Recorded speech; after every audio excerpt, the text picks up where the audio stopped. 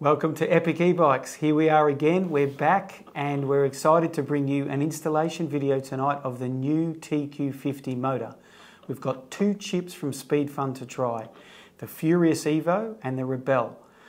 The Furious Evo gives you inaccurate speed on the display, but of course it unlocks the bike and it's always active when you turn the bike on.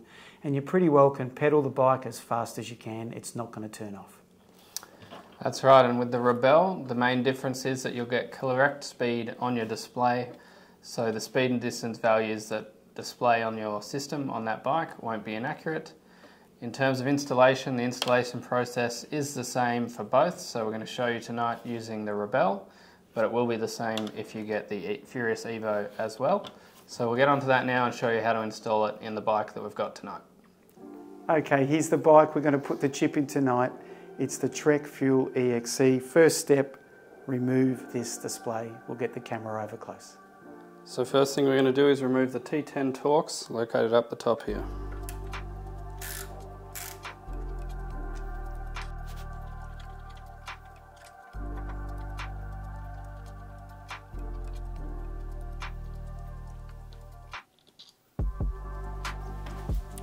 Now that's removed, we can pull the display up like so. Slowly pull it out.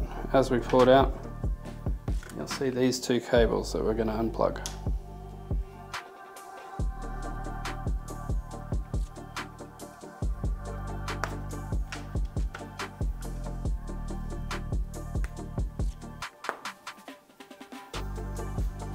Once the display's out, you can see these two cables. The one we want is the one with the red line. Pull that apart. Then we'll get our chip. See the chip connectors match the connector on the plugs, if I can get that the right way to show you.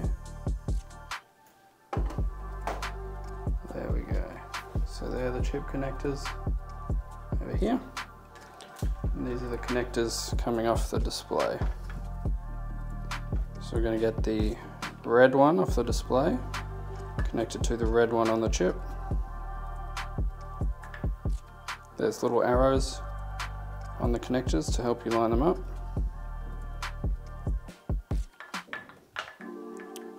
And then do the same on the black plug, making sure to line up those arrows. Now the top part is done, we need to then feed these long wires down to the battery, or down past the battery to the motor. First thing we're going to do now is remove the bash plate so we can look up here and see whether we're going to have to take the battery out in order to feed those wires down, or if we can do it with it inside the frame.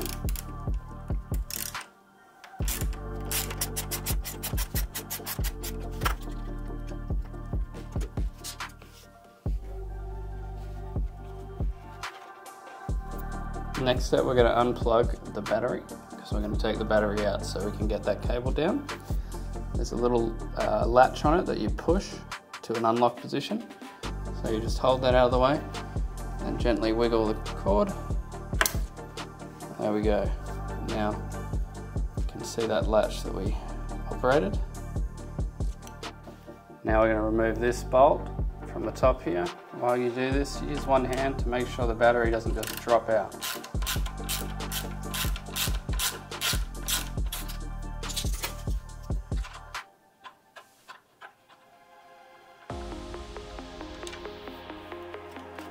Now the screws are out, we can drop the battery out of the frame.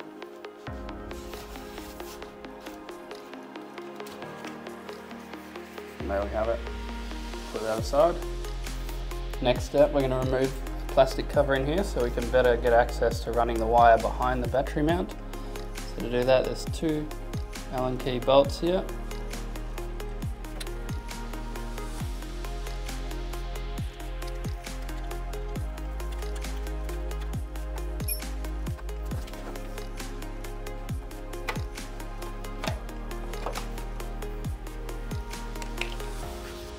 Okay, for this step we're going to show you a few different methods, because if you have a different bike you might need these different methods to get the cables through. This is the speed sensor cable, that long cable that's got to go down the down tube.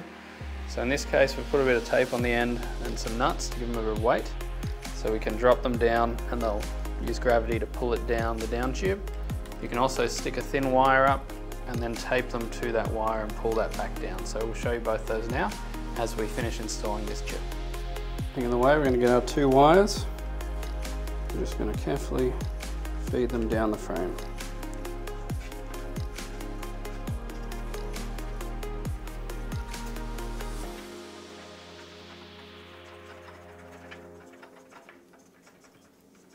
Just giving them a nice shake as they go. If you can't get them this way, then you can of course stick a thin wire up here, then tape them to it and pull it down.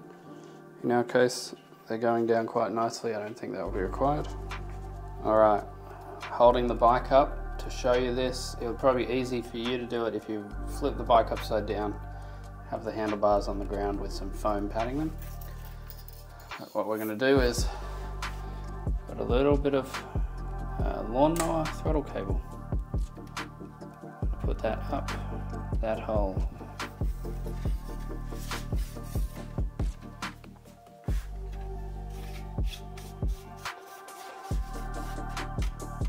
So now we have the wire sticking out the top. We're going to get the cable from our chip.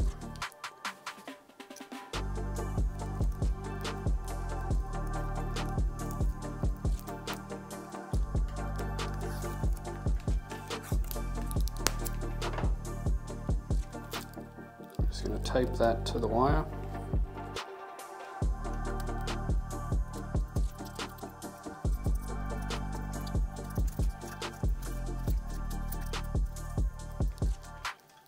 What we're pulling it through is fairly narrow, so we're just going to pull it through gently one at a time.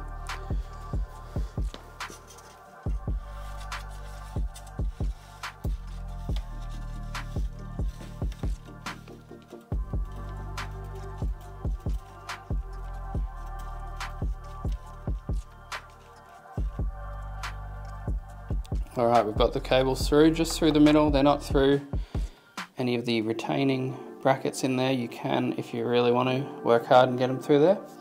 But there is enough room beside the battery that they can fit with the battery installed just along the side of the down tube. So now we're going to follow this wire here. So if you follow this wire here and you look up the top of your motor, there's a connector on the motor. And on that connector is this little cable here. You're just going to gently pull this cable out until you get to this connector. If you're able to do that, you don't have to drop the motor.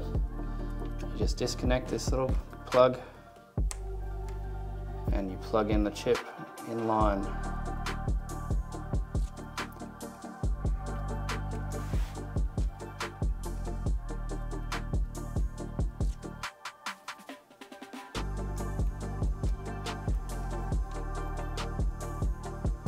I'm lining up the branding marks on each connector.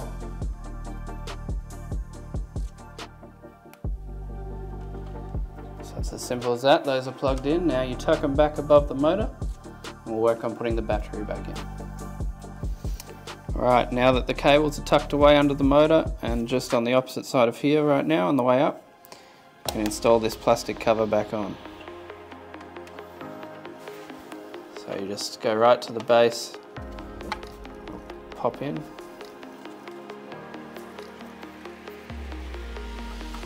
we go.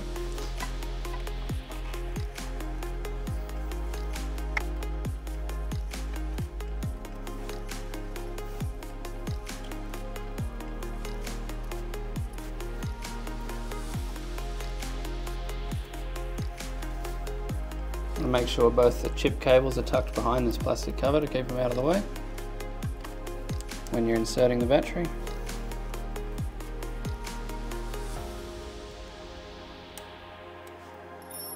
Alright, simple as that.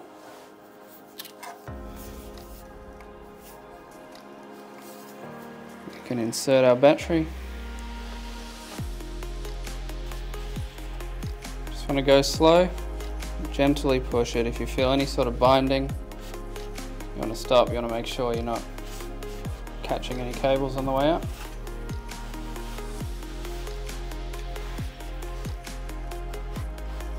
And there we go.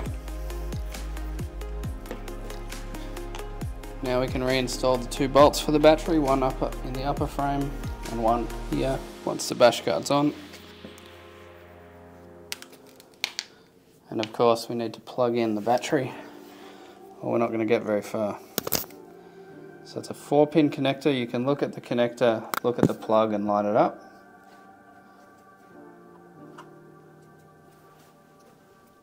It's a keyed connector, so it's not possible to put it in backwards unless you push much harder than you should.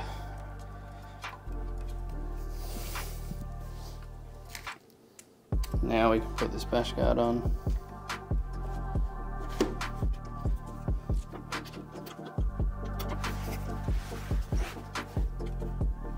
You may need to just slightly adjust how your battery is sitting to make sure the threads on it line up with these bolts.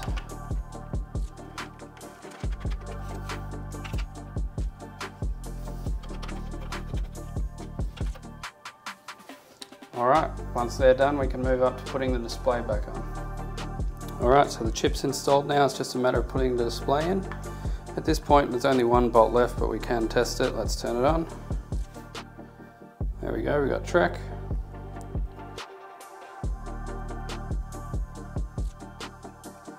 And 99% battery.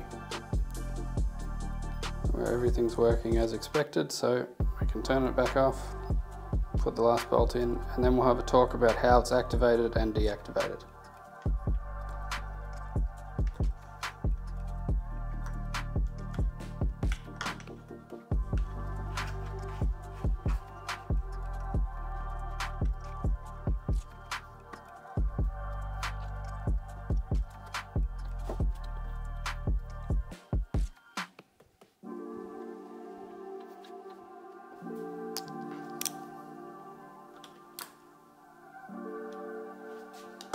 Alright, that's back in. We'll have a sit down and talk about how to activate and deactivate the chip now.